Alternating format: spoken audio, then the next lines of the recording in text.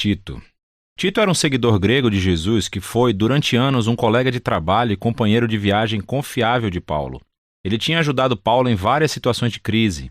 E nessa carta descobrimos que Paulo atribuiu a ele a tarefa de ir a Creta, uma grande ilha na costa da Grécia, para restaurar a ordem em uma rede de igrejas domésticas.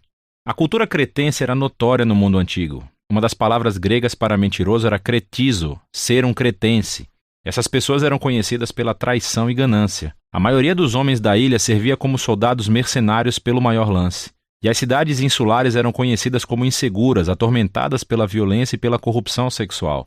No entanto, a ilha de Creta tinha muitos portos estratégicos que serviam diferentes cidades por todo o antigo mar Mediterrâneo. E assim, do ponto de vista de Paulo, Creta era o lugar perfeito para iniciar uma rede de igrejas. Não sabemos os detalhes, mas de alguma forma essas igrejas ficaram sob a influência de líderes cretenses corruptos. Eles diziam que eram cristãos, mas estavam arruinando as igrejas. E assim Paulo designou a Tito a tarefa de ir lá para esclarecer as coisas, e essa carta dava as instruções. Ela tem um conceito bastante simples. Depois de uma breve introdução, Paulo dá a Tito instruções claras sobre suas tarefas na igreja.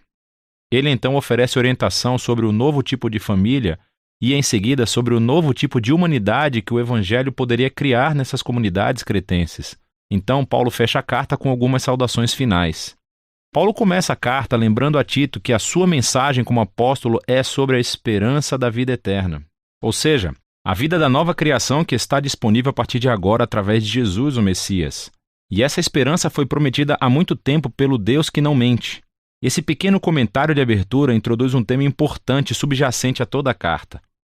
Um dos problemas nas igrejas cretenses era que eles tinham assimilado o conhecimento que tinham sobre Jesus, o Deus cristão, as suas ideias sobre os deuses gregos com os quais cresceram, especificamente Zeus, seu deus principal. O povo cretense alegava que Zeus realmente havia nascido na ilha de Creta, e eles adoravam contar histórias e mitologias sobre o caráter dissimulado de Zeus que seduzia mulheres e mentia para conseguir o que queria. E Paulo quer ser muito claro aqui. O Deus revelado através de Jesus é totalmente diferente de Zeus. A fidelidade e a verdade são os seus traços básicos de caráter, o que significa que o modo de vida cristão será também sobre a verdade, o que será uma mudança grande para esses cretenses. Então Paulo se dirige a Tito com uma tarefa dupla. Segundo ele, a primeira é a de nomear novos líderes para cada comunidade da igreja, uma equipe do que ele chama de anciãos, maridos ou pais maduros cujo modo de vida é totalmente diferente da cultura cretense. Eles devem ser conhecidos pela integridade, devoção total a Jesus, pelo autocontrole e pela generosidade, tanto em suas famílias como na comunidade em geral. Esses novos líderes devem ensinar as boas novas sobre Jesus e substituir os líderes corruptos que precisam ser confrontados. Essa é a segunda tarefa de Tito.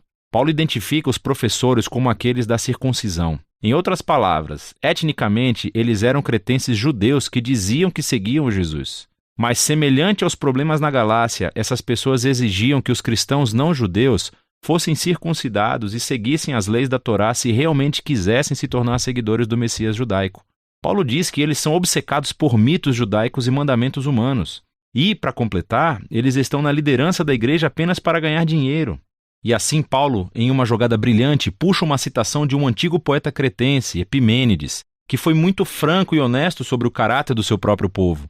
Ele disse que os cretenses são sempre mentirosos, bestas viciosas e glutões preguiçosos. Eles ofuscam as linhas retas entre o verdadeiro e o falso, entre o bem e o mal, e estão nisso apenas pelo dinheiro.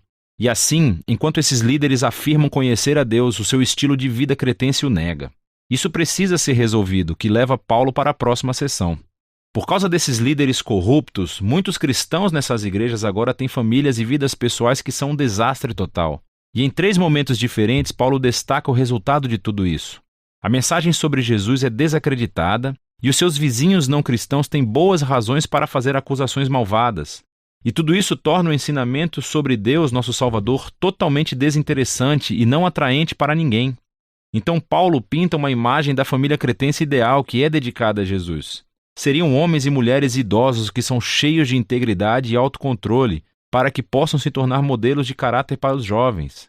E as moças não deveriam estar dormindo por aí evitando o casamento como estava na moda em Creta na época, mas deveriam procurar parceiros fiéis que possam criar famílias estáveis e saudáveis. E os rapazes devem fazer o mesmo, devem ser conhecidos como cristãos produtivos e saudáveis. Os escravos cristãos em Creta estavam em uma posição única, porque sabemos que por causa do Evangelho eles eram tratados como iguais nas comunidades da igreja de Paulo. No entanto, havia o perigo deles usarem essa igualdade como licença para desrespeitar os seus senhores e então se associarem a rebeliões de escravos, o que negaria ainda mais a mensagem cristã. Você pode ver Paulo em uma linha tênue aqui. Ele acredita que o evangelho sobre Jesus precisa provar o seu poder redentor na praça pública, se realmente vai transformar a cultura cretense. E isso não vai acontecer por meio da agitação social ou pelos cristãos que se afastam da vida urbana.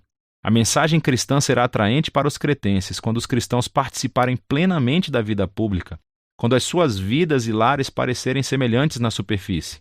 Porque depois de observarem atentamente, os seus vizinhos descobrirão que os cristãos vivem em um sistema de valores totalmente diferente, através da devoção a um Deus totalmente diferente. E é essa a diferença que Paulo resume lindamente no final do capítulo 2. Ele diz que o sistema de valores que conduz o modo de vida cristão é a graça generosa de Deus, que apareceu na pessoa de Jesus e aparecerá novamente em seu retorno. Essa graça foi demonstrada quando Jesus deu sua honra para morrer uma morte vergonhosa em favor dos seus inimigos, para poder resgatá-los e redimi-los. E é essa mesma graça que chama o povo de Deus a rejeitar formas de vida corruptas, que são inconsistentes com o generoso amor de Deus.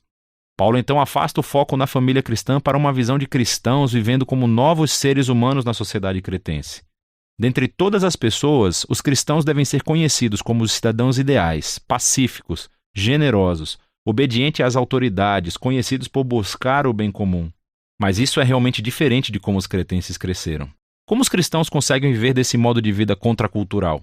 Paulo acredita que a fonte de poder é o amor transformador da Trindade de Deus, que é anunciado no Evangelho. E ele explora isso com um poema realmente lindo. Ele diz que a bondade e o amor de Deus são o que nos salvou, apesar de sermos quem somos. De modo que, através do Espírito Santo, Deus lavou, renasceu e renovou as pessoas. E através de Jesus forneceu um caminho para que as pessoas fossem declaradas justas diante dele. E isso tudo abre o caminho da vida eterna, isto é, um novo futuro na nova criação. Essa história é tão poderosa que pode produzir novos tipos de pessoas.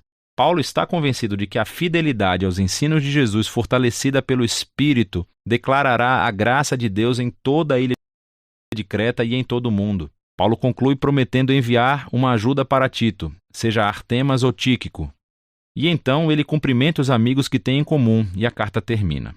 A carta de Tito nos mostra a estratégia missionária de Paulo para que as igrejas se tornem agentes de transformação dentro das suas comunidades.